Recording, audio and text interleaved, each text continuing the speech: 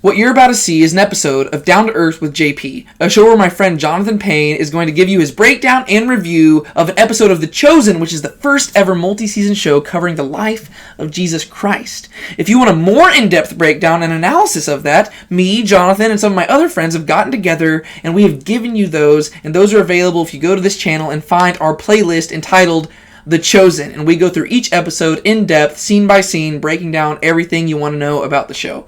But that being said, this isn't my video, this is Jonathan's, so I'm going to hand this over to you, Jonathan. Hey everybody, welcome back to another episode of Down to Earth. This week we're going to be going over episode 4, which is the episode that I first started watching the show on. I started in the middle, and I reviewed that with David in depth, and so now I've worked my way back to it, and I get to talk about it again, which is so cool because this is a really great episode. I have some surprises today to talk about, and yeah, so let's get into the episode. Let's learn to be fishers of men.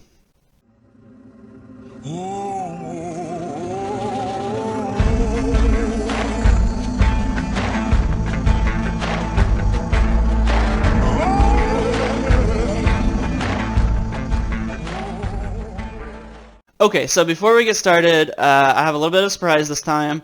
I went online, as you do, and I looked at some merchandise for The Chosen. So the cool thing about merchandise for The Chosen is it's not just money that goes towards some corporate fund or, it's not going to a company. It's actually going into the show, helping them make more episodes. So whatever is, profit on those things, they get to make future episodes, which is really cool. So if you want to support the show, there's many ways to do it, but a really cool way is if you really like it to buy their DVDs or a shirt or a jacket or something like that, and that will help them make the show, and you'll have something cool to show off. So the first thing I have is I ended up buying a jacket. So it's pretty plain on the front side. I think it has The Chosen written on, it has The Chosen written here on the front side, but then the back side has the swimming fish on it. So I thought that was the coolest thing for me, is having the fish, the chosen fish on it, swimming against the tide or whatever that slogan is for it. But really cool. I like that a lot. So I will put this on. Here we go. All right, so there's the jacket. The other thing that I got is the Chosen DVD set, which is kind of interesting because it was like in a Christmas box. Yeah, they have the circle, and then they put like, how do you point backwards? Okay, it has like a ribbon or bow tie, like a Christmas wreath. I thought that was kind of cool. So I'm gonna open this to get some ASMR ripping. Yeah. So I guess that these came out at Christmas time, and then they just had leftovers. So that means people are still haven't bought all of them, which is a really cool way for you to support them. Obviously, you can watch The Chosen for free. You do not need to buy DVDs.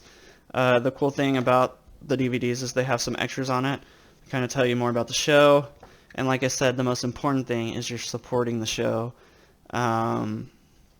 And providing for future episodes for them to make. So that's really cool.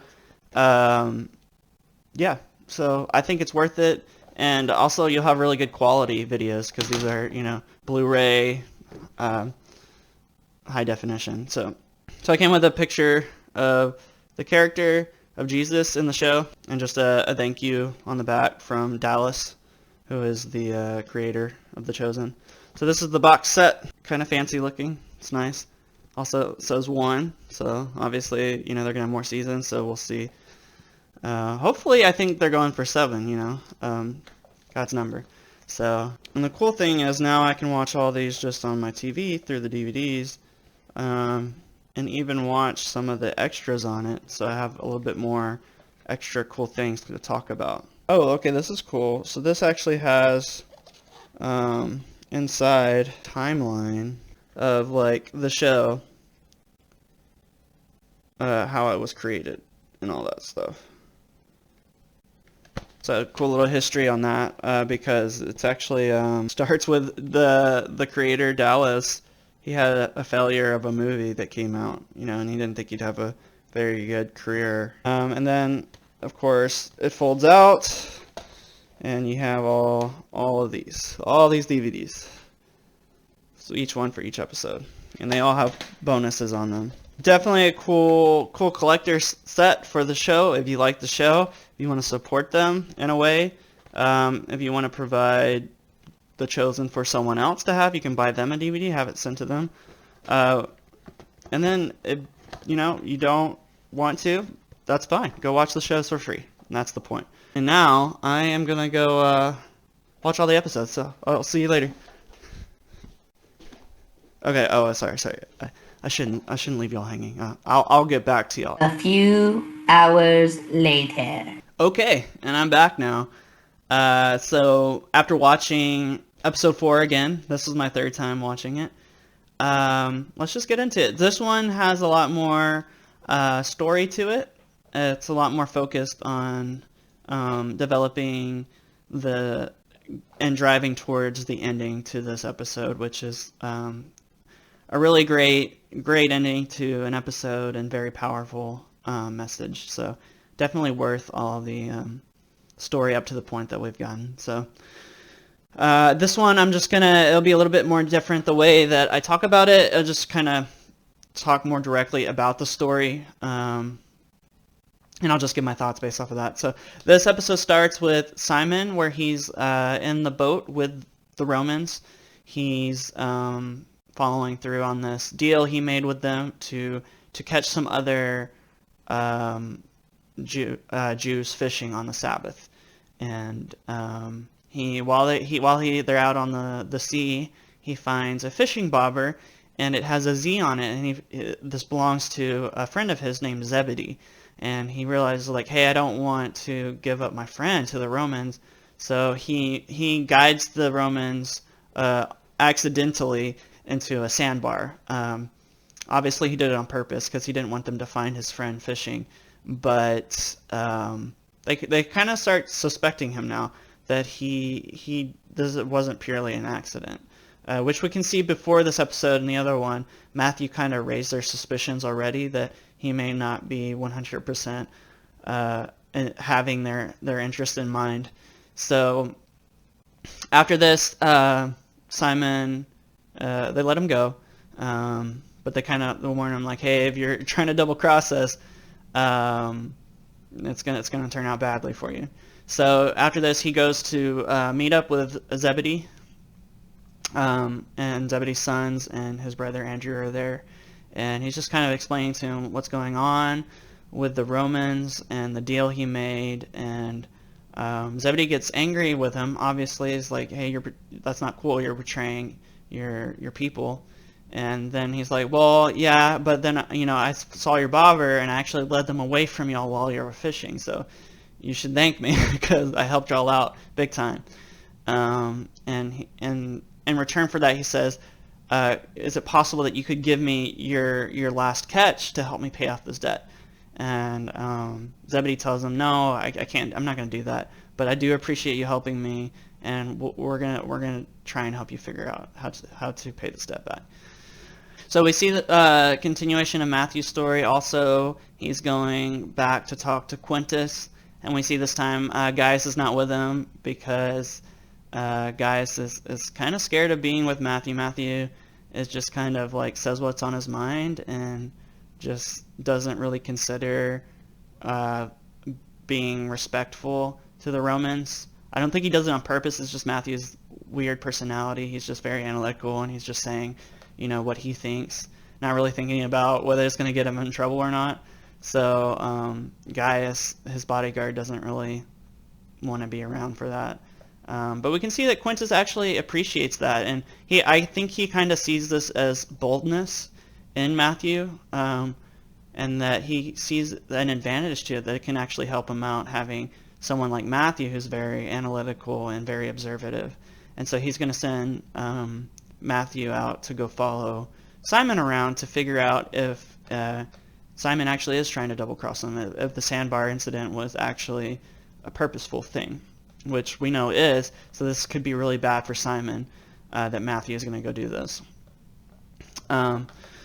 So then we also see more story for Nicodemus.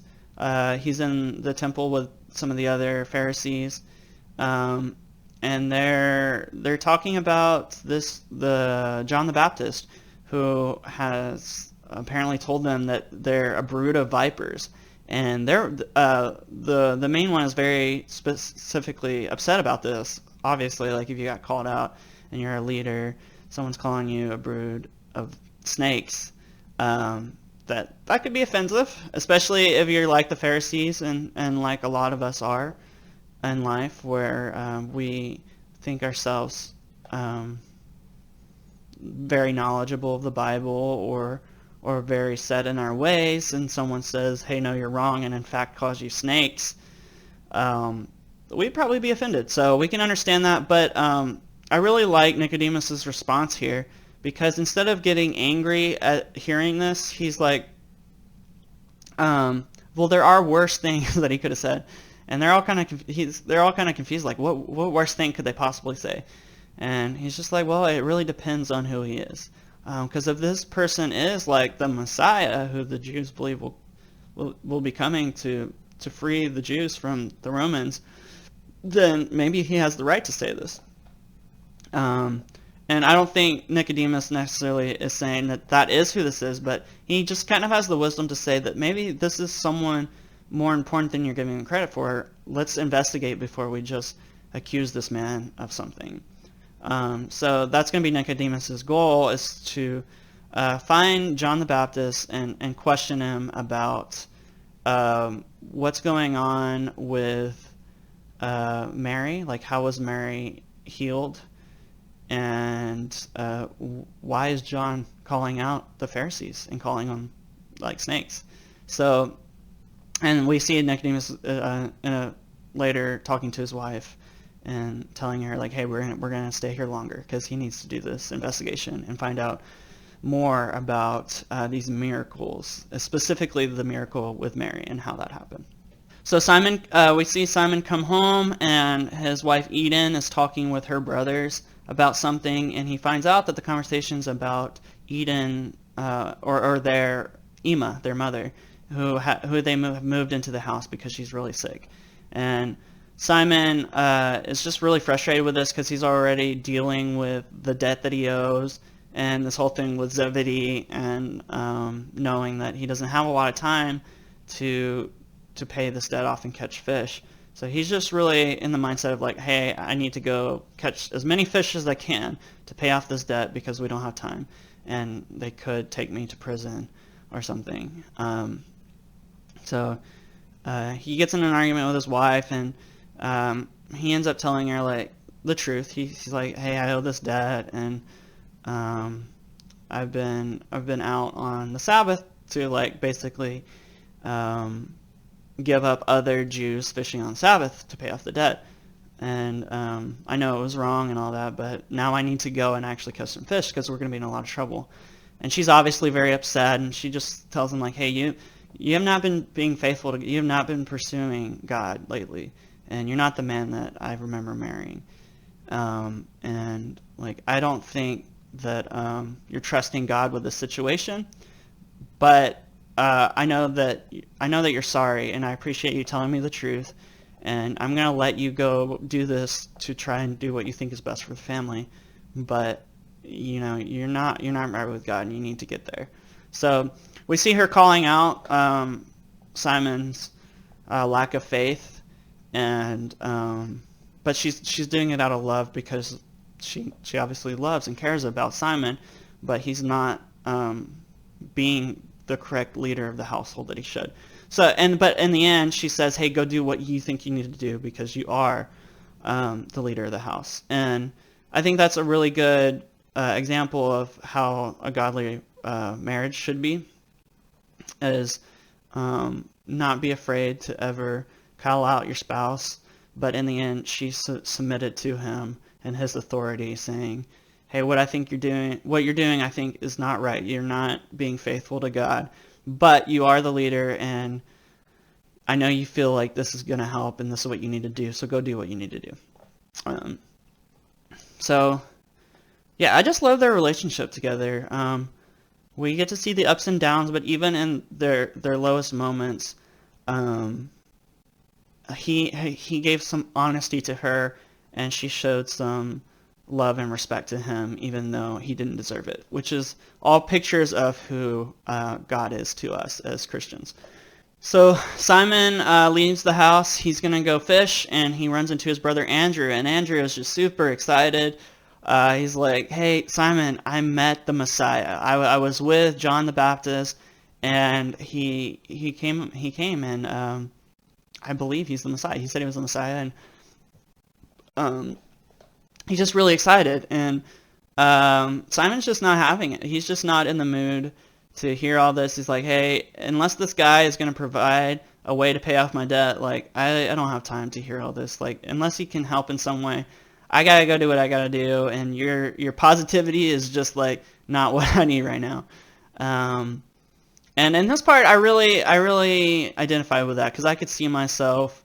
I think I get focused on finding a solution or thinking I know what is best in that time, and then someone super positive and pumped up for something coming up and just being really annoying to me. Even though they have good intentions and they're speaking truth, it's just like I know what I need to do, and I feel that that's right. And maybe many of us are like that. Maybe not like the only one like that, but I just really identified with the way Simon was feeling, because I feel like I felt like that with people. And it's also his brother, so that doesn't help. Brothers kind of just get fed up and annoyed with each other, so. Also, one thing about this scene that I wish we would have gotten to see is I think that this was probably the point in the Bible where Jesus had gone to meet John the Baptist and been baptized by him. This was probably the point where Andrew had seen him and met him while he was with John the Baptist. So we don't get to see that actual interaction, and I think that would have been really cool, seeing John the Baptist baptize Jesus. We get reference to it later on in one of the later episodes, but yeah, I just wish I could have seen that. That would have been cool. So hopefully we get to see that scene later. So then Simon leaves Andrew, and then he runs into Matthew, who has been kind of spying on their conversation. He sees him, and I think he thinks he's trying to hide, but he's not doing a very good job at all. And he's just like, hey, what are you doing, man? And he's basically telling him, like, hey, you need to go submit to the Romans because there's no way you're going to pay off this debt. Logistically, it's just impossible for you to catch that much fish in such a short amount of time. And he's like, well, you know what? I'm going to do it. I have to for my family. I'm not going to abandon them. And then Matthew says, well, does it change anything if I tell you only have until tomorrow morning? And Simon's like, what the heck? I thought I had longer. He's like, well, you have till tomorrow. And so we know that this is probably because Matthew had kind of alerted the Romans to the fact that that Simon doesn't have the Romans' best interest in mind, that he might double cross them.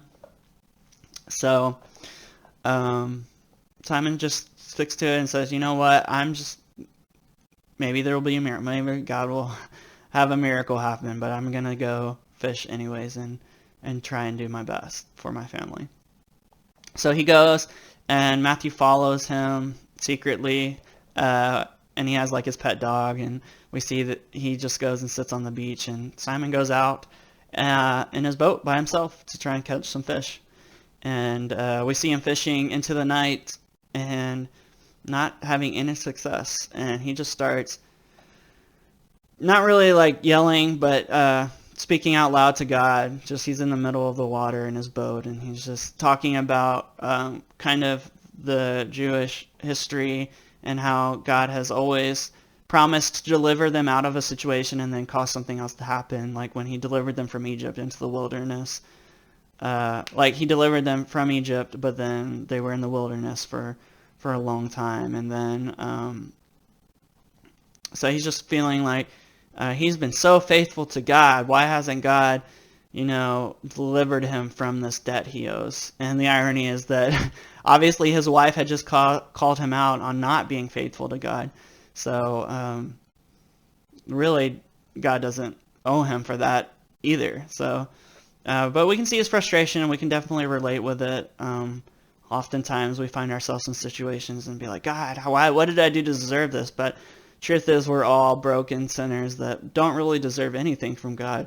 But we're going to see that God still delivers us from situations even when we don't deserve it. So, in the night, while he's crying out to God about the situation he's in, he hears someone call out to him, and it turns out to be his brother and Zebedee's sons, John and James. And they're going to help him fish. So they all fish throughout the night, and still no success. Some of them are falling asleep, and morning comes, and Simon's just like, well, we should just call it. I mean, we've been fishing all night. We're all tired. There's not much more we can do. So they start going towards the shore, and they see what they think is Romans, and he's like, oh man, the Romans are already coming to arrest me. Don't even give us the light of day. But it turns out it's not the Romans. It's actually a crowd of people and a teacher, and the teacher is, of course, Jesus. And as they get closer to shore, Andrew recognizes him, and he starts getting excited again. He's like, hey, Simon, this is Jesus. This is the man that I was talking about. And Simon's just like, whatever, this again. Let me just go get arrested. I need you to calm down, 100%. But we see in the crowd with Jesus is Mary Magdalene and Thaddeus and James. Or Thaddeus or James are the two disciples that showed up in the end of last episode to Mary's Sabbath day celebration. So we see now that they all have followed Jesus, and Jesus is just teaching this crowd, and he's just giving some parables. And some of these parables are parables we actually see in the Bible, but they're not at the same point that we hear them in the Bible. So I thought that was kind of cool. This is showing, obviously Jesus probably told the same parables multiple times to different people, and this is just an instance of him doing that. So I thought that was cool to hear those parables in a different context. And when Simon comes to the shore in his boat, Jesus asks him, hey, can I use your boat so I can talk to these people? Project his voice louder. And Simon's like, hey, teacher, I have no quarrel with you, but I'm dealing with some stuff right now. And Jesus is just like, I know. And Simon's like, and thinking what? How do you know? What do you mean you know? And he's like, okay, fine, you can use it. So Jesus uses boats, finishes his teaching, and then he tells them, all right, everyone, now I need to conclude because I need to help my friends here. And again, we can kind of see it in Simon. He's like, this dude's not my friend. I just let him use my boat. But he tells Simon, hey, cast out your net. And Simon obviously is like, why would I do that? I've been fishing all night. This is not going to do anything. But his brother Andrew is like, hey, listen to him. I know you don't know him and you don't trust him, but trust me because I've been trusting you through all this stuff and it hasn't gone well. So just trust me in this moment. And he's like, okay, for you, Andrew. And he casts out his net. And then nothing happens at first. It's just he gives this look to Jesus, I told you nothing's gonna happen, dude. And then Jesus just throws one back at him. He's like, yeah, you're right, but just wait. And then right after that, the nets fill with fish, and the boat starts to tip over from the weight. And they pull the fish onto the boat, and Simon jumps out of the boat, and the realization of everything just hits him. And he falls at the feet of Jesus, and it's just I'm unworthy. I'm a sinful man. Turn away from me. And instead of Jesus leaving him or telling him I told you so, yes, you're a sinner, he comes down to his level and he's just follow me. I'm gonna make you a fisher of men. And he also calls to James and John, the sons of Zebedee, hey, y'all follow me too. And they're like asking their dad, like, can we do this? Like, what about Ema and all this stuff? And he's like, hey guys, this is the Messiah. Follow him. Y'all need to go. And so they all follow him, and they're kind of talking to each other as they walk off. But this scene was the kind of the finale of the stories that we've been introduced to so far, the culmination of all these narratives, and it was just so impactful. This is such a good moment to experience. I'm sure the way Simon felt is how we all feel, going before God for the first time, realizing that we are sinful and we are unworthy, but Jesus still wants us to follow him and still loves us. That was so powerful to me, and I think that's why this was my favorite episode. Not because of the episode as a whole, but this one moment was just so impactful to me and so relatable to me.